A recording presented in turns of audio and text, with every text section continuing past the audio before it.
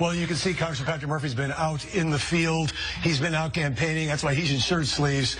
All right, you have 3 days left. Some of the polls show you very close to Senator Rubio in this race. Do you watch the polls? Does it affect your strategy here in the last few days? At this point, the only poll that matters is Election Day. And what we're seeing about some of these exit polls is us up 2 points in one poll, up 5 points in another poll.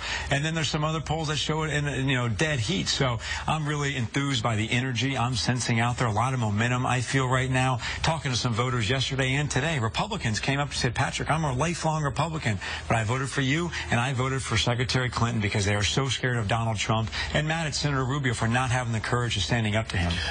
You've had 2 congressional campaigns, both successful.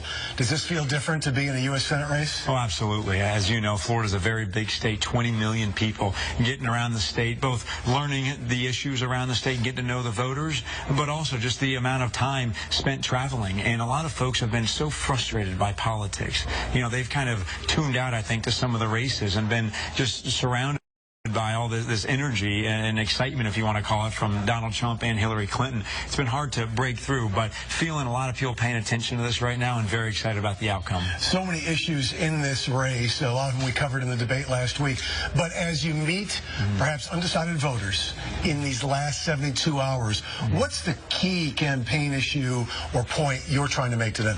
Well, number one, I'm going to show up to work. I'm proud of my 97% voting record, and that's in stark contrast, of course, to Senator Rubio, who's missed more votes than any senator from Florida in nearly 50 years. And then you look at the issues. I'm never going to turn my back on immigration reform. I believe we must pass it. We need a pathway to citizenship. I believe that we must invest more in education. I believe we have to protect a woman's right to choose. And all of these issues are in stark contrast to Senator Rubio.